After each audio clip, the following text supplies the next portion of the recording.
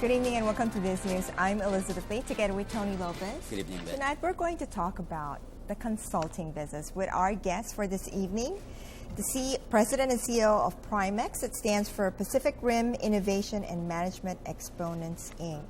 Miss Elvira Ablaza, thank you again for being on our show. Is that Welcome how you pronounce back. it, Elvira? Elvira. Elvira.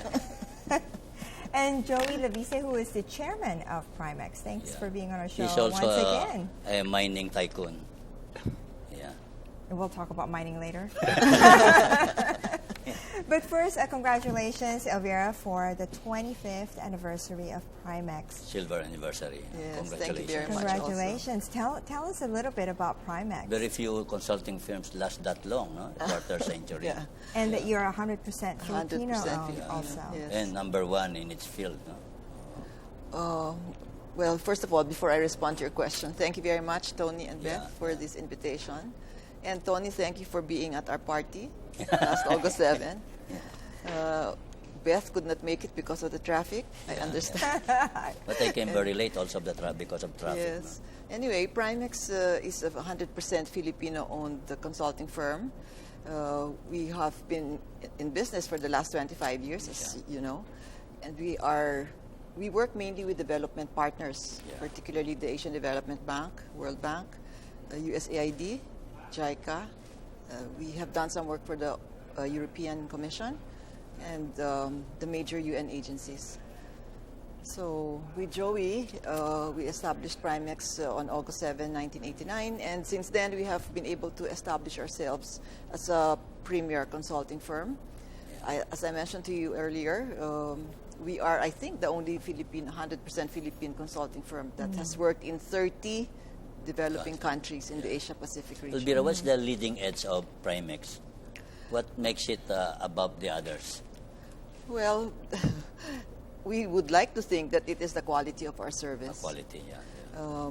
And if you talk to some of the officers in ADB, for example, whom we have worked for, they would say that Primex is different because of the top management involvement in project implementation.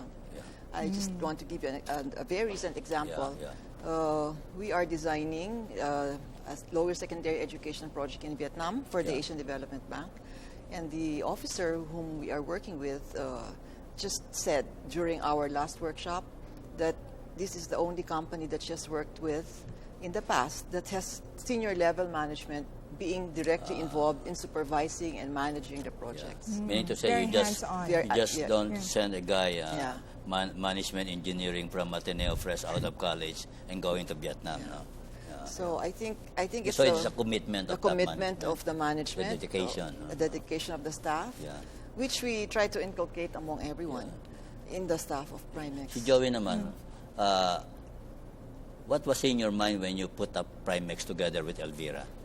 Well, I had just left government in 1989. I knew You were undersecretary, di ba? I was the Secretary General of the Prime Minister and Undersecretary of Trade and Industry. And I knew about Elvira's work. And actually, I was pleasantly surprised when she invited me to form this new company. And knowing that she was a quality person in her entire career, and I was always fascinated in areas that I didn't know too much about. And then I was afraid I could not contribute too much. She says, no, I'm going to run the company. I just want you to be my So it was a new frontier for you? Yes. Yeah. What were your expectations then? I knew that, anything she would handle as she did in the past would probably be successful. But frankly, I never dreamt that in 20 years, because it's been going on even, the last few years, that we would be number one Philippine consulting company in the field of technical assistance in the Asian Development Bank. And number 3 in projects. So I'm really very fortunate that Elvira invited me and enjoy working with her. And, the secret is when she calls, I respond immediately. What is in her that you saw that you convinced you that the company would take off? She was very dedicated. Very dedicated. Very focused. And she had a niche. Her niche was, she's a biologist. marine biologist, and that's how Primex started, as I recall, on the coastal resource management area. Coastal resource. It has since diversified, and frankly, never did it in my dreams with cover 30 Coastal countries. resource, Bali, you are ahead of climate change advocacy. Yeah. In fact, a number of our projects now include climate change. Climate change. What are some of the trends that you're seeing now, especially with the projects that you're taking on? Well, one observation is that most of the development projects that are being prepared at this stage have to include climate adaptation measures. Because, for example, even in the infrastructure, or particularly in the infrastructure sector, you have to provide for sea level rise, preparation so that in the future, within the next 25 to 30 or even longer years, the structures will still be there. Are more projects coming in with that? Yes. What's been happening globally? But Elvira, you believe in the climate change definitely. expectation or forecast? Yes. That the sea level would rise almost 1 meter. We're seeing it already. We're seeing the effects of this already, including or particularly in the South Pacific. Some of the small countries there have started to move their people into other countries. They have relocated. Yeah. Because Fiji is number 1 in risk. Tonga. Samoa. We're number 3 after them. So for the projects that you're doing, you're actually seeing the implementation of the research projects that you do. Yeah. Are those also some that would be applicable for the Philippines that you've done? Yeah, of course. I think including in the Philippines, most of the development projects that are in the pipeline now, for example, all of these PPP projects, expressways, all of this, they incorporate climate change. They have to adaptation. incorporate climate change measures already. We call it climate proofing. So in the design of the preparation of the engineering design of the project, a climate change specialist is usually called in, to look at the projections, what are the risks, and how high should the structures be built, for example. That's your job. That's the job of the team. It's not me, because I usually don't get involved in projects myself. I oversee. I'm usually the project director, but we have climate change specialists in our teams, working with the engineers and the other in designers. ADB, you're number 3 in projects finance, no? Loans, yes. And number 3 in technical assistance. Number one in for technical assistance. yes. What is the biggest in loans? The biggest in loans? The biggest project? contract? Actually, loan projects are bigger than technical assistance projects because it depends on the scale, the nature of the project. But loan-funded projects can reach up to 50 million, for example, or 80 million, or even 100 million. But technical assistance projects are usually in the range of, let's say, even small, $500,000 to 10 million. But you have more contracts and higher value in technical assistance undertaking. The cumulative value of our technical assistance contracts is high. It's double the loan contracting.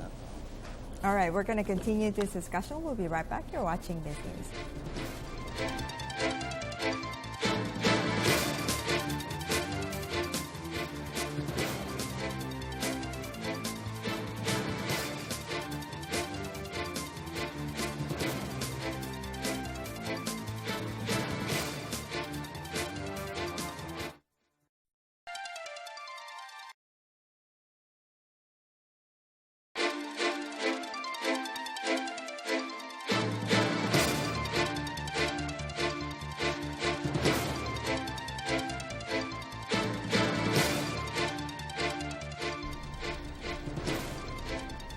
Welcome back.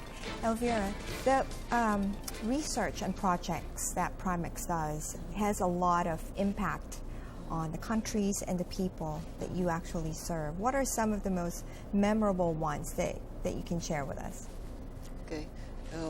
Just to clarify, technical assistance projects are usually those that either prepare the design of investment projects or provide advisory assistance to government, mainly the local government or the national government, depending on the circumstance, while loan-funded projects are usually the big investment projects. The Primex does both. Primex designs projects, also provides advisory assistance to governments. We conduct a lot of capacity building interventions. And in loan-funded projects, we are usually project managers. So that's the distinction. When we do a technical assistance project, we're the advisor to the government and to the donor. And when we are implementing a loan-funded project, we are the managers. So we are project management consultants advising the governments, because when you have a loan project, it's really a government executed project. Yes. But the government usually has a project management consultant, and that's the service that we provide. We work side by side with the government. Sometimes we have to hold their hands in the implementation of the project. Now, how many governments have you worked with in this lot. regard? 30. 30. In terms of countries, yes. Yeah, if you yeah. look at it from that perspective, yes. In terms of the impacts, all of these projects that we either design or advise or manage have their respective impacts. No? Yeah. These are usually long-term goals, but they also have the immediate results or the outcomes. One very good example of a project where we think we contributed a lot is in the Philippines, the Fisheries Resource Management Project. Anong ibig sabihin? Fisheries Resource Management Project, that was a loan funded by the government, by ADB and JBIC, the Japan Bank for International Cooperation. So this was a co-financed project implemented by the Bureau of Fisheries and Aquatic Resources. That's not in about a under sport DA. of the Iloilo thing? No, Oh. it was a nationwide project that included most of the coastal municipalities. Yeah. In the country, kasi we have coastal areas which are really, poorly managed. Yeah. Resources are depleted. Communities are not organized. Yeah. So that particular project, FRMP was the acronym, worked in a number of coastal municipalities all over the country. And we had teams working with the local governments, working with the NGOs and the local communities. We trained them in alternative livelihood. So we identified micro-enterprises, for example. And For then the fishermen. For the fishermen. You also buy or build boats for the fishermen? Yung building Or of build boats, the ports? yeah. This project, Rehabilitation. FRMP, did not involve any port rehabilitation. Yung freezers, refrigerator. Post-harvest facilities, yes. Kasi this project was mainly the focus was resource management. So It's was about the fish, really, not the fishermen. No, both. About, It was actually intended to minimize or at least reduce the fishing pressure on the resource, because most of these bays were already you want to overfished. ensure the sustainable supply of fish. Yes, so we had to manage that the means the no- You have to resources. educate. We had No to dynamite dynamite fishing. fishing. Yes, Yeah. prevent dynamite No fishing. using So of this net that is very harmful. yeah. Ang tawag doon sa net na yun? Ginagamit ng mga Hapon? Muroami. Oo. Yes. Yes. Wala yan sa Philippines. Meron. Meron? Yes, there was a time when this was very rampant. No fishing of very young fingerlings. Yes, Yeah, yeah. that's part. The project had Which I saw separate- in the farmer's market, very young tuna, ganyan kalagay. yeah. Parang galunggong. Kawawa naman. Oo. Yeah, yun, Bawal overfishing. That's that's bawal. Eh, It's- nasasama Yeah. daw sa net pag inagis ang net eh. no, but tuna kasi line fishing yan dapat. Gano'n. Anyway, so that project had a lot of community involvement, a lot of NGOs involved in the project, and as a result, after so many years, BIFA reported that the fish catch in those areas which used to be so overexploited has improved. The fisher folk had greater awareness of the dangers of illegal fishing, cyanide poisoning, right. and the use of explosives.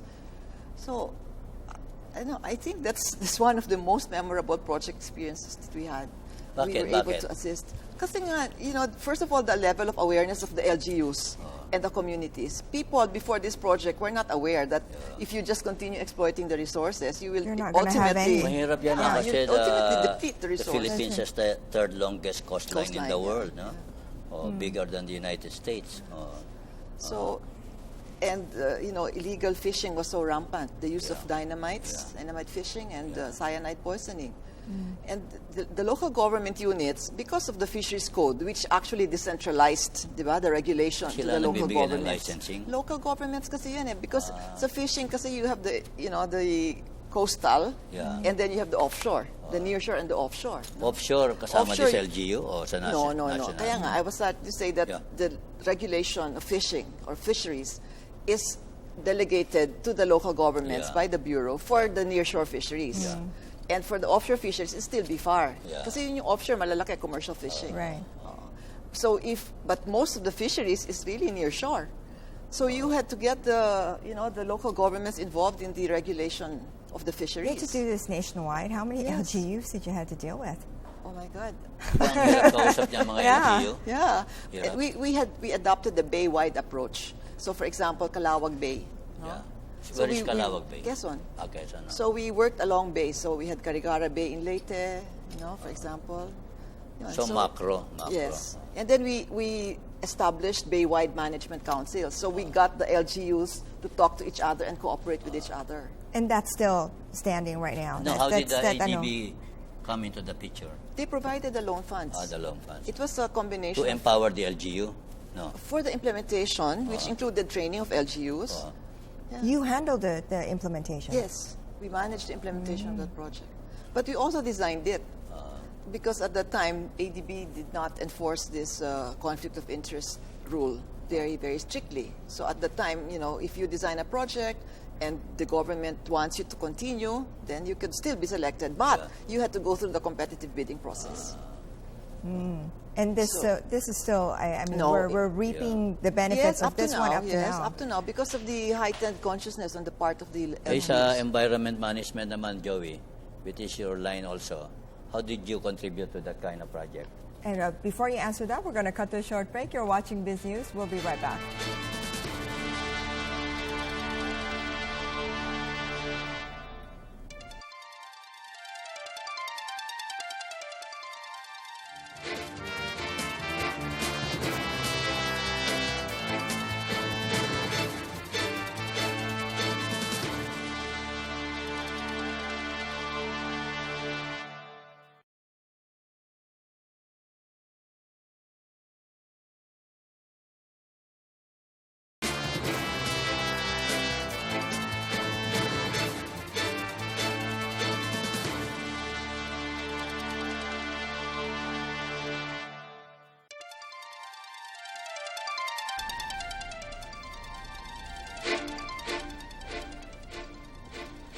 Welcome back.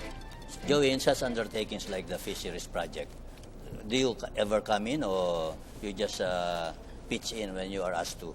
No, I'm really a non-executive chairman, but an active one. And I have worked with Elvira in many a field. Yeah. But she does so well that I really need not intervene. But I was really very happy about this project. Because, Tony, you're right. We've got the longest coastline, one of the longest in the world.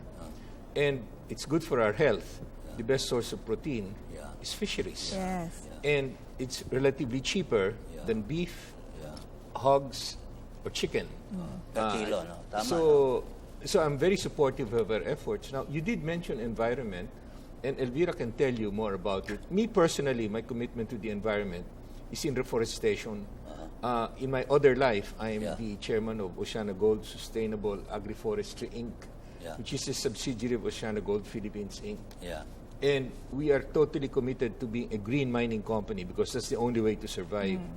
But back on the environmental field, Elvira, you might want to mention some of the work we're doing now in the reforestation side, in the rehab side, in Bukidnon and the other areas. Tell us about that. Dito po simulan natin yung fisheries. So how come, why do you say that this fisheries project was very fulfilling for you? Well, because we saw the results, and up to now we're seeing the results. Kasi fishermen are among the poorest of Filipinos, no? Yes. Highest incidence of poverty or Unfortunately, yes. coastal areas. Yes.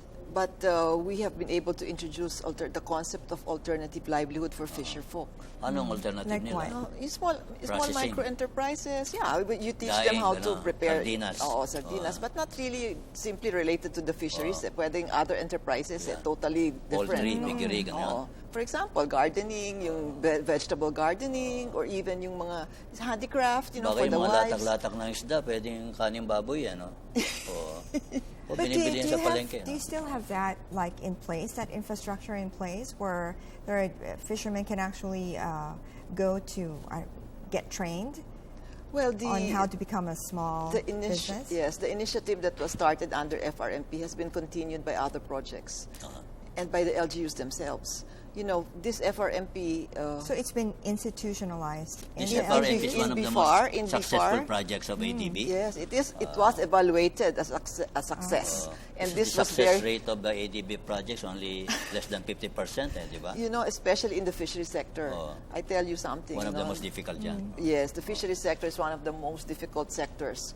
And for a long time, ADB just got out of it.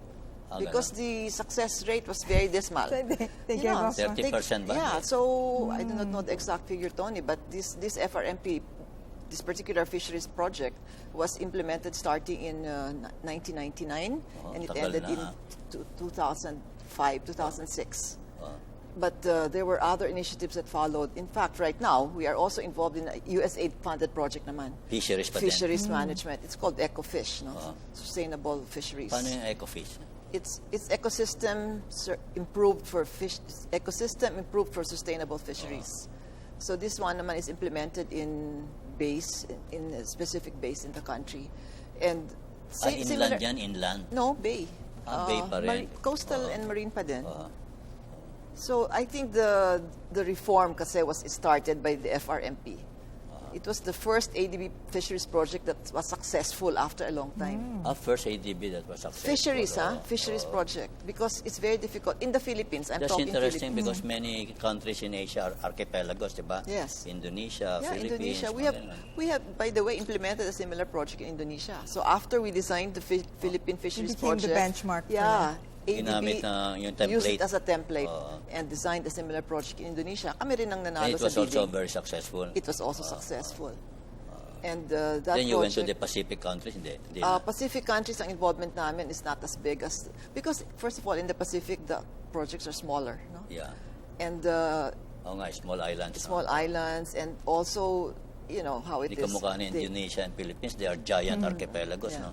One province alone is an archipelago by itself, Palawan, no? Right. Oo.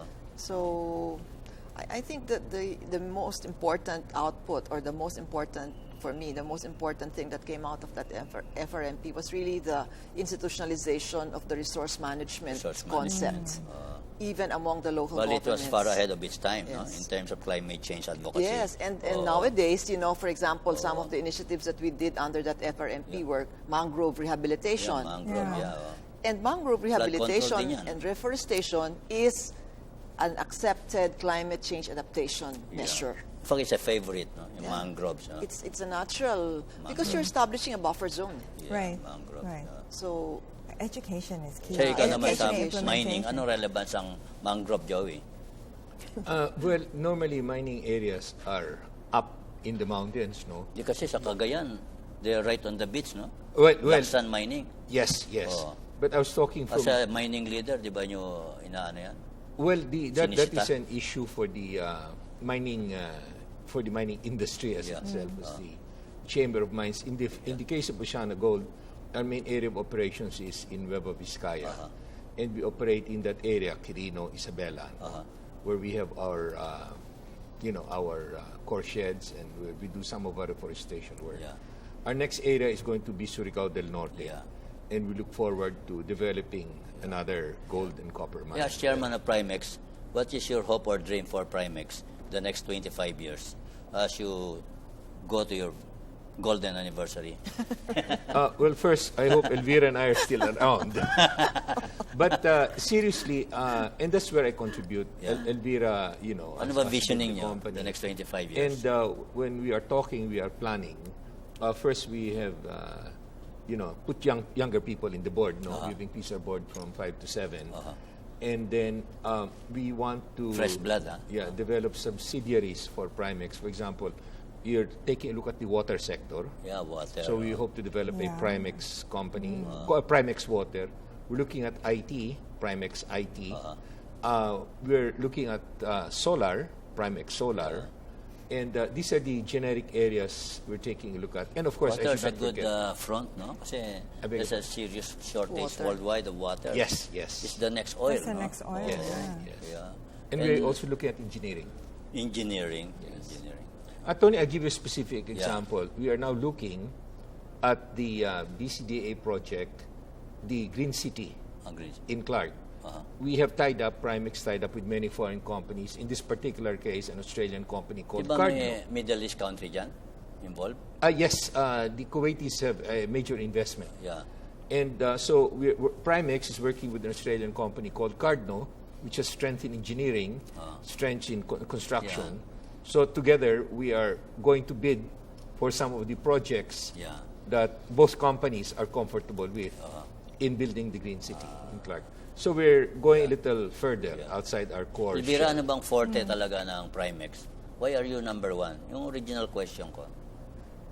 Why are we Aside from number the one? dedication of management, hands-on ang top management. See, you only have 30 regular working people in the organization, and yet you're able to get large projects. So and you're number fisheries one. kayo on top of the mind. Kung fisheries, what other fields are you top of the mind of? Well, when we started, Tony, let's just backtrack a little. When we started, as Joey mentioned earlier, we started as a niche. We had a niche, because of my own background, which is really biology, inland fisheries, aquaculture. And then from there, we expanded to the other sectors. Bali, you're a scientist pala, no? Yes. Scientist. Kaya I am very disciplined. Yeah. I would like to think so. No, from our core sectors of natural resource management, fisheries, environment, we moved to health and social sectors. We have done projects in irrigation, rural development. We have also in what countries? Irrigation. In the Philippines, we have also worked in Cambodia. During your anniversary party, Yeah. I saw montage of different projects of yours. Yes. Can you describe them? Well, those are just a few. Just There were a few, just 4 of the projects that Yeah, we. yeah. I think the projects that we had tarpaulins made for were the Bukidnon project. Yeah. We implemented a project in Bukidnon. Ano yun sa Bukidnon? Sustainable watershed management. Watershed. Bukidnon is sa plateau eh. So paano pumasok ang watershed doon? May forest yun eh. May forest. Siyempre, malaki ang watershed area. Ano pa? And then we have this health project. We have done a number of health projects involving communicable disease prevention and control and HIV/AIDS prevention. And then That's needed now, especially it's very scary with yes. Ebola and all Ebola, this. my God, I'm so afraid also. Yeah. What are the other? I don't remember the other. We have developed our niche in the soft areas. No? Soft. And you're asking the next 25 years. We're taking a look at the hard Hard areas, areas. engineering, infrastructure, and see how far the company. But to me, the biggest contribution of Primex is, sure, Elvira has 30 people who report to her every day. She also has the best database in the country of a couple of hundred. 2,000. 2,000 top Consultants. scientists and consultants in this country Not only who here. are The best comfortable with Rolodex Primex. in the business. Yes, that is the real asset of Primex. The trust of the consultant with the consulting firm. And it's because the CEO is, is fair and competent. And competent and fair, because you can be competent, but if you're not fair, you get your consultant That's only right. once. Yeah. You can, so that's how she manages. Her real army is beyond the 30. Yeah. Yeah, all right. We're going to continue this discussion. We'll be right back. You're watching BizNews.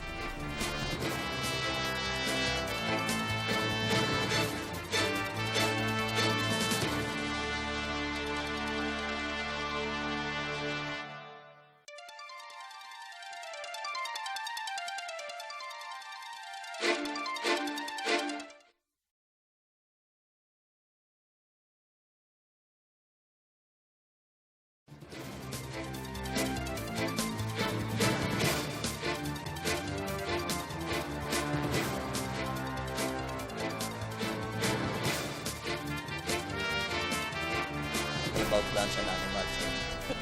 Welcome back. I'll just ask Elvira, why did you go into biology? Why did you become a scientist in the field of biology? That's a very good question. I actually intended my biology to be a pre-med course. Pre-med. My parents are both doctors, and my father was a heart surgeon. My mother was an anesthesiologist. Of course, they're both retired now in their late 80s. And my biology course was really supposed to be a pre-medicine course. In fact, I even took up summer courses in medical Latin, mga ganun.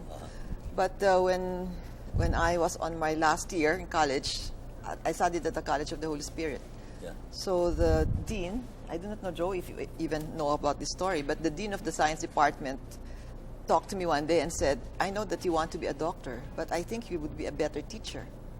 A teacher And of biology. in biology, and she said because my course had some education subjects also, yeah. and I even had a course on practice teaching. Yeah. And yung practice teaching, the dean would sit in and observe me teach. Yeah. So when close to graduation, she said, I think you're a very good teacher. Few people are born teachers, and I think you are a born teacher. Yeah. And she even went to the extent of calling my mom and telling my mom, I hope you don't get disappointed, but I think your daughter should just proceed into... Didn't they object? Yeah, well, they said it's my decision.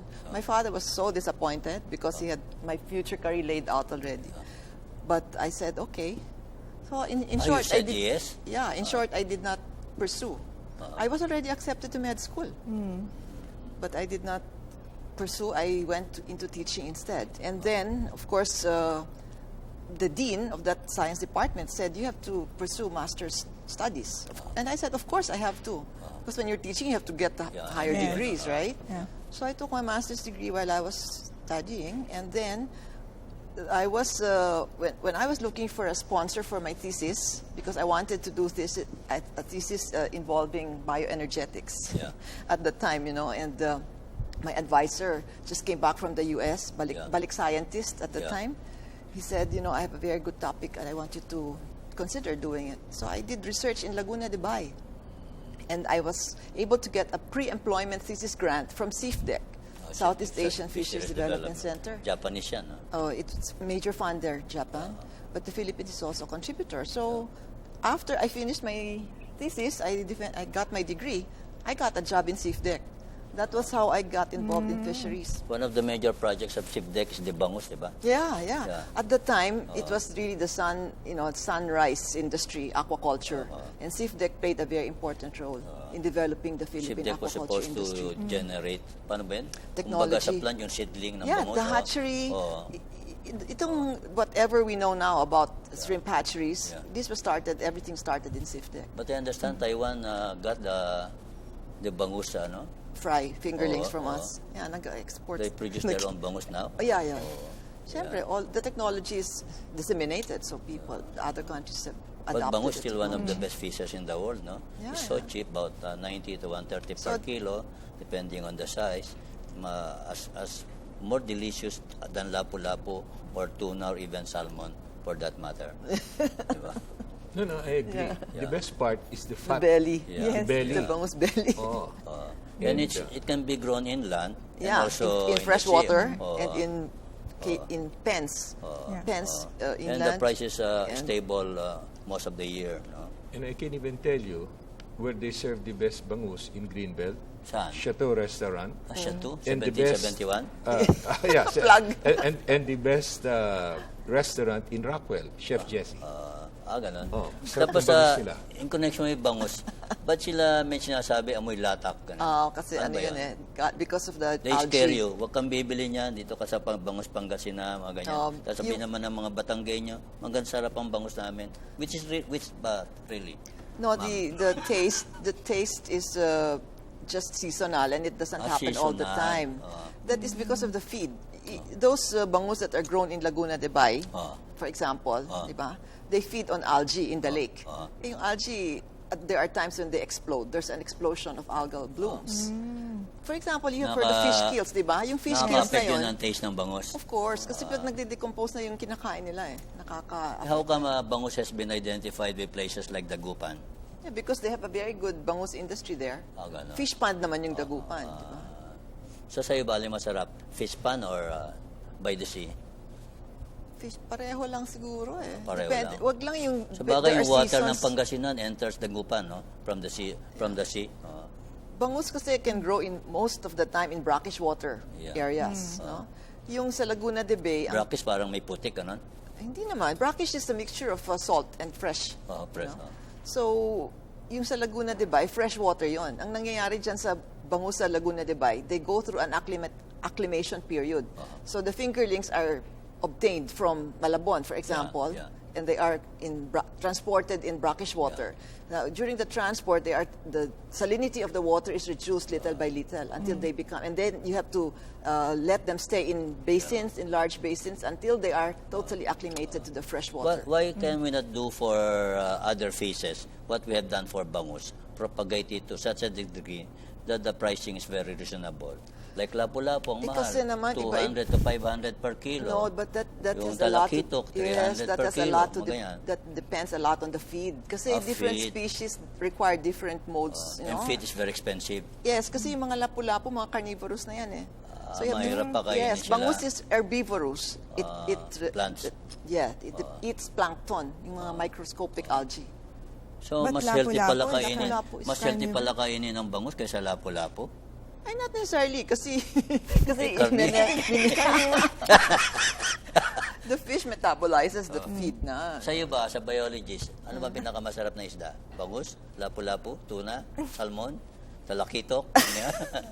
Lapla, tilapia. Ano? Parang gusto ko yung bangus pero belly lang. Belly. Tilapia is also nice. It really depends Tilapia on how you cook it. how come tilapia is less expensive than bangus? Tilapia you can get for 60. Tapos buhay pa. Eh, kasi... Bakit nga ba? Kasi depende rin yan sa culture method, no? Ganon. Yung expense ng feed, etc. Alright. Interested Now, na ako, siyempre, kailangan may practical application. We're moving away from Kailangan may practical application to discussion natin eh. Di ba?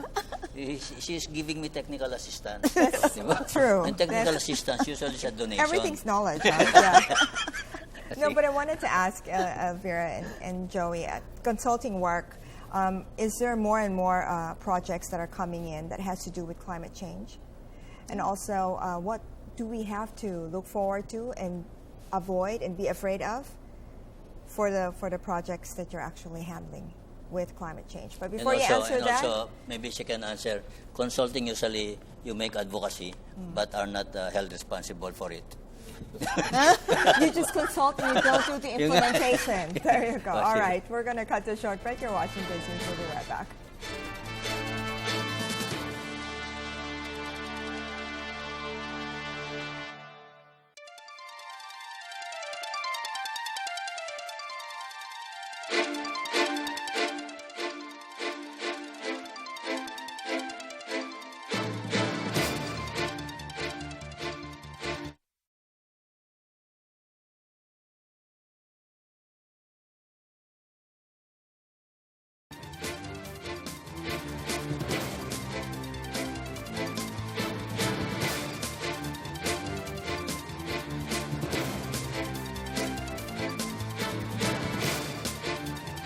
Like 25 years.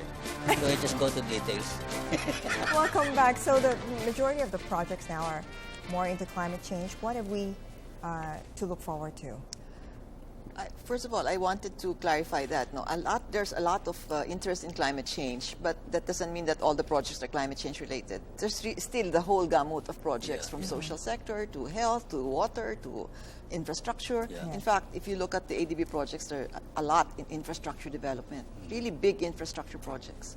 And some of these projects are regional, no? So they're not only for one country, they cross borders. For example, in the Greater Mekong Sub-region, you see a lot of these regional transportation projects, etc.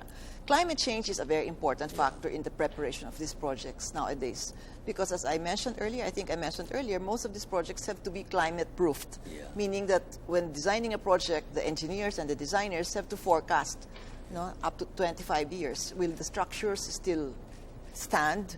How strong should they be? How high from the ground should they be? All of these things. Pero Elvira, climate change is really a problem. Kasi sa America, there's a shift in perception. Dati, more than 80% Americans believe in climate change damage. Ngayon, only about 56%.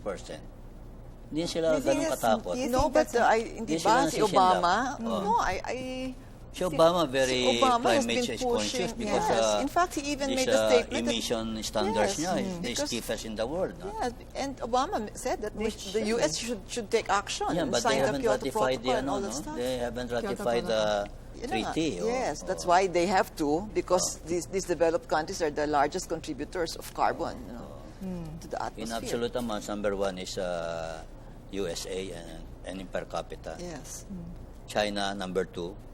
but not in per capita. So that's part of the advocacy of Primex, Joey, is? Yes, we want to move beyond our work with multilateral institutions like ADB, JICA, AID, ADAB, Study and Development Assistance Bureau. But we also want to take a look where we can bring our expertise, Elvira's pool of consultants, into the private sector. Private sector. And so we're looking at working with, mining companies, for example. But not government. Kasi napansin ko sa kanya puro multilateral. Yes. But imbyer na ba magtrabaho with the government? Ang gulo siguro, no? You know. Normally, the problem with government's funding, no, but if it's ADB funded, there's no problem with government. We work very closely with... And ADB operates professionally like a private sector entity, you know. But there's a lot of climate change is into everything, no, including the future of real estate in this country. You have to plan on developing your cities in elevated areas, your communities must be, as Elvira says, climate proof.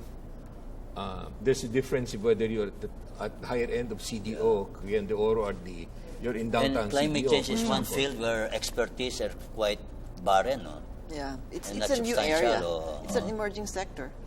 But in the Philippines, we don't have that many climate change specialists. But in our company, we have core consultants in climate change. So it's the next frontier to capture for you, for Primex, as well One as of those. infra, water, solar, energy, and similar fields. Well, congratulations, Elvira. Thank you Job very well done. much. Congratulations. Thank you. On It's your 25th it's a nice anniversary feeling also. in which you have a company and you did made a difference, not just for your own people, but peoples of other countries. Yeah. That's quite a difficult achievement. Thank you very much. And for a Congratulations. 100% Filipino-owned company as well. Congratulations. Thank you. Thank you. If you watch another episode of BizNews, I'm Elizabeth Lee, together with Tony Lopez. See us every Monday at 10:30. We'll see you again next week. Have a good night. God bless. Thanks for watching.